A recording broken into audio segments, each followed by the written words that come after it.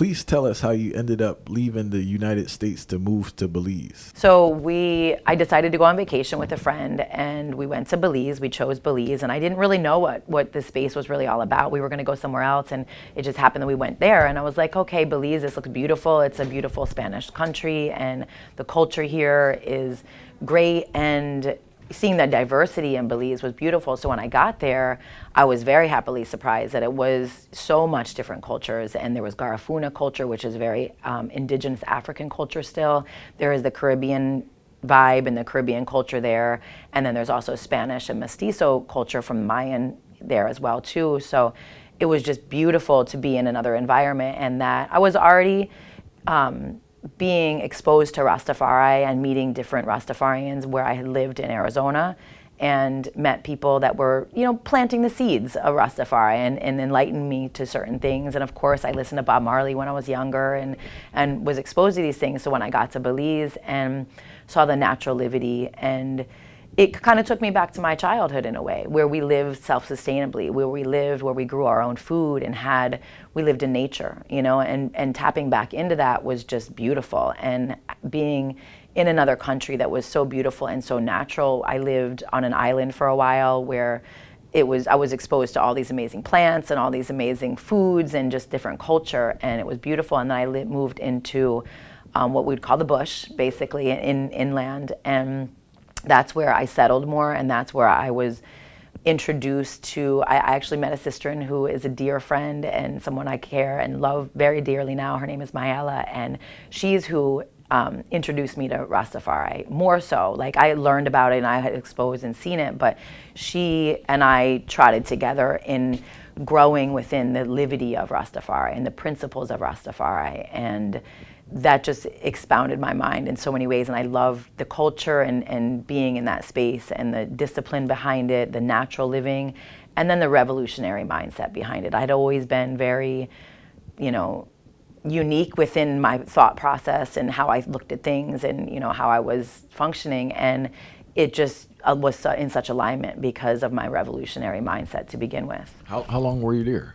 I lived in Belize for 4.5 years. So what were you doing for livelihood when you were down there? That's where I actually opened my first restaurant in Belize. And when I first got there, when I was trying to make money after learning about sea moss, I started making like a sea moss punch. And me and my friend Jessica would sell it to the tourists that would come. And it was just this delicious blend of bananas and raisins and sea moss, and educating people on that. So that was the start of it. But then when I settled and was deciding to really stay there, I opened my first restaurant and tea house there.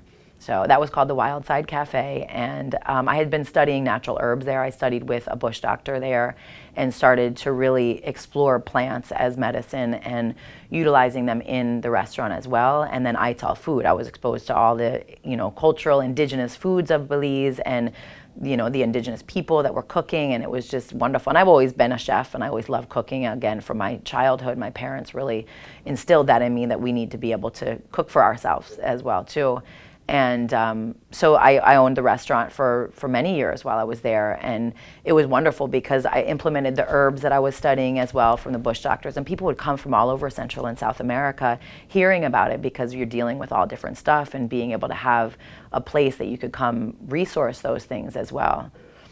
How do white people respond to you? Because I interviewed a sister, and she was they're in an Italian band. It's two women and a guy.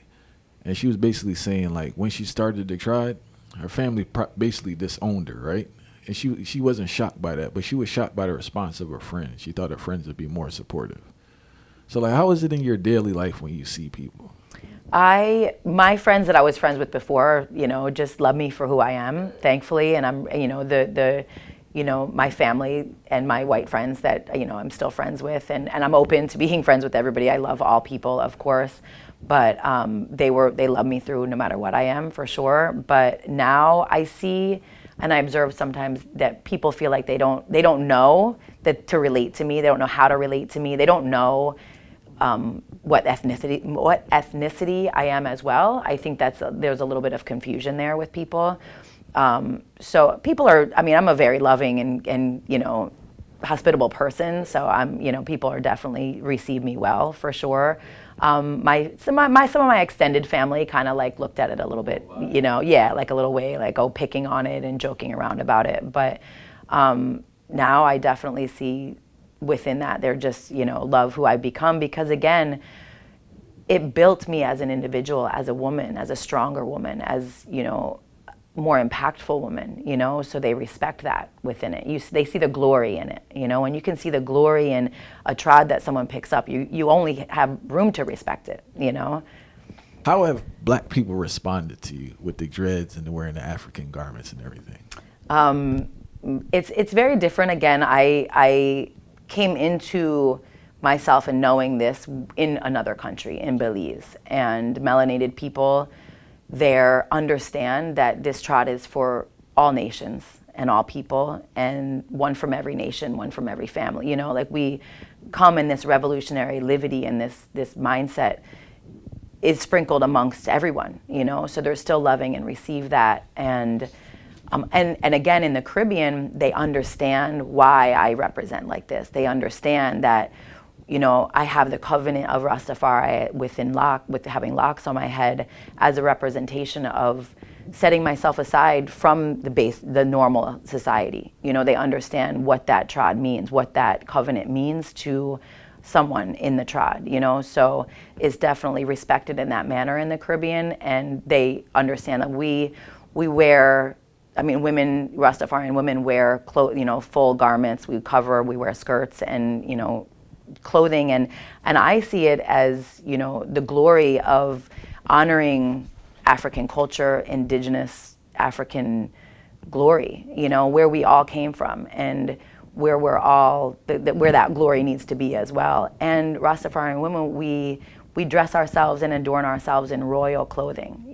as in a respectful manner as well. So it's definitely well received there, and in some ways that's a little bit controversial to me sometimes as well too, because I don't like the idea of somebody came to me one time in the restaurant and said, "Oh, we see you as a white woman making this trod, and we wish you could teach our women here," and giving me more glory, and realizing like I'm not the one to do that with at all. Like this glory comes from the Black woman. All things come from the Black woman, and that's just only I represent in reverence to that, and an honor to that. So people definitely see how I carry myself within that too. There's definitely, here in America, it's definitely a different scenario, and which I'm still very well received, very well loved and honored, and I love and support and am here for the melanated community so much, and my love for that internal essence that we carry from, what we all carry, because that's where our origin is. It's definitely a little bit different, and I understand why it's different. Like there is a lot of, especially in Rastafari, even within my own faith, there was a lot of controversy with that, a lot of skepticism, a lot of just I went through all sorts of things within it, but when people see the perseverance, and when you see that discipline and that livity over the years, this is not something that's a fad or a style. For me, I've been in this livity for over 25 years, and seeing that consistency and that love for this livity, and the love for Black people, melanated people, and the care as well, and I think that's something that white people need to really be aware of. And I think in America we're not so much, that it's not our duty in any way, shape, or form to come in as like the saving grace in any form, but to understand that white people do have more privilege, that white people have been oppressive to Black people for centuries, and generations, and just that detriment there in any way, shape, or form that we can repair that, or that we can, just redeem in some kind of way. Obviously I can say yes, repatriation, reparations, all of these things. I individually may not be able to have as much impact as the government should be having, but really seeing that. So I see in America, American and Black Americans, and in the African American, I guess is a better way to put that. Sorry, that's Caribbean. In the Caribbean, that's kind of how it's referenced. But African Americans here went through a very different experience in history, and it's not that far removed here. And the experience of still being in a country controlled and run by white people, their response to that and the systematic racism and the oppression still to this day, but still more recently within history, people had experienced, they don't have as much, or there can't be as much understanding and kumbaya kind of energy of let's just let everybody in and they're all invited to the barbecue. That's not the case. And I understand that. I understand that, the skepticism and, where people don't necessarily receive me well sometimes. And that may hurt my feeling, but it's not about my feelings. I understand where people are coming from within it, and I will do whatever I can to be able to repair that and to be able to be a representation of the connection to try to restore and, restore that wealth and restore that glory to, the Black nation. Yeah, I've gone through a lot with it, but again, it's nowhere in comparison to what African people had to go through and have the persecution that they've received, So within understanding and understanding where they're coming from, and really it definitely, I remember a friend of mine said that to me one time, and it definitely feels like, and at different times it felt like a lonely trod for sure, that where I come from and the people amongst me, they can't relate to me anymore. They don't understand my livity. They don't understand my principles. So they just can't, they don't feel like they can relate. And then the people that I love and am a part of don't accept me for that, because rightfully so, that skepticism in there. And there has been times and within, Bobo Shanti is Black supremacy, and in service, and when we're chanting in choruses and, we talk about, the white devil. I mean, they talk about it all the time, to be controversial about it, but coming from me, maybe I can say it, but it's right. It's definitely real, and we all know history, there's valid reasons. I want to ask two things, right? First one is, how was it telling your friends and family about Selassie? How did they respond when you broke that down to them?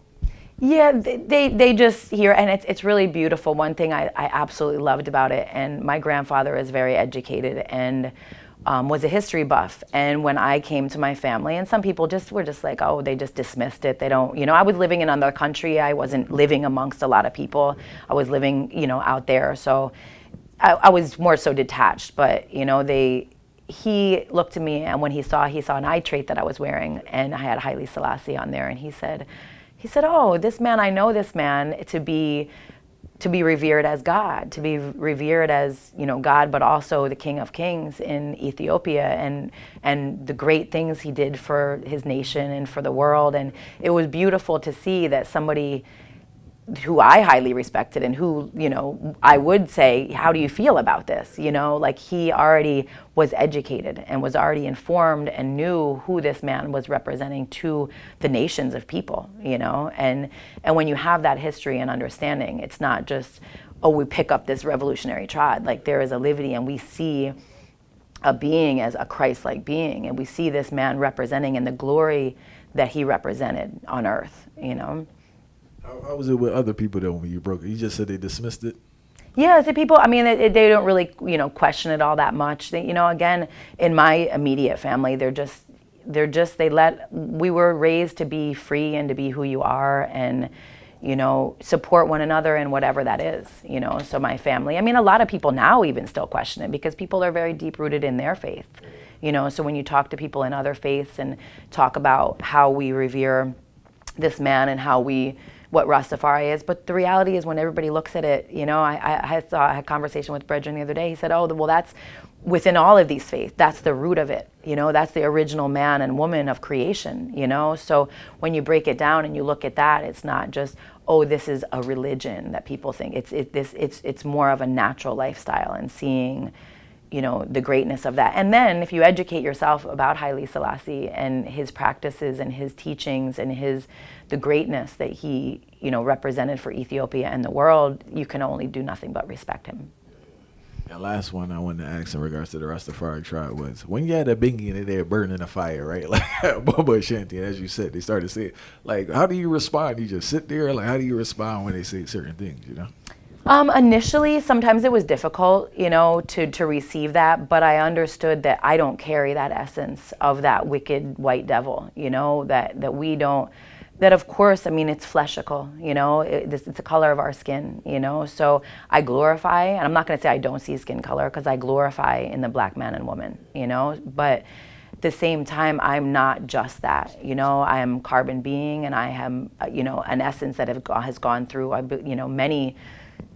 a soul that has gone through many different bodies, and maybe that in this time around it's to understand the experience in this body. But also, I also understood that it was implementing those teachings in me to be able to go in rooms that other people couldn't go in, and to hear conversations that other people have, thinking that they might have a friend in me or a comfort in me, but where I put an end to it immediately, that building that strong essence about me to be able to stand up for that, and be able to help educate other people and help white people know what's happening and really understand their role in it as well. So within it was harsh. There was definitely, and there's people that dismissed me. People have been, disrespectful, rightfully so, and over the time with who I am and how I am, my essence, I was very received,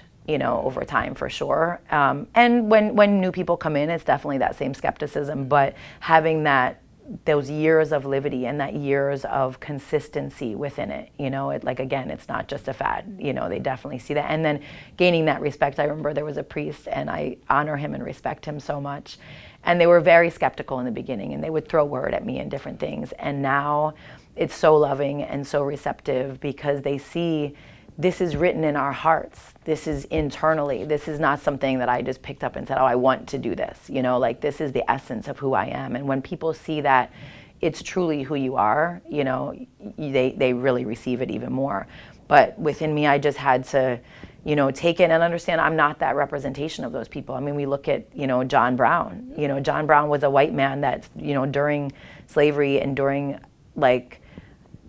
he was very revolutionary. He went into war with all of his sons. So it does take all nations to help break these barriers between people and to help rebuild the connection that people need to be having. Have you ever thought about trimming? Have you ever got so discouraged? Never thought about trimming? No, even to hear it, absolutely not. And people have asked me that, and even within the difficulties of it, this is a self-saving judgment, even if I'm on an island by myself or in a city by myself and I don't have any Rastafarians around me, this is who I am. This is how I, this is the core of me. So even if everybody fights me down, I'm still going to carry this banner, So I've never considered trimming, and I never will, yeah.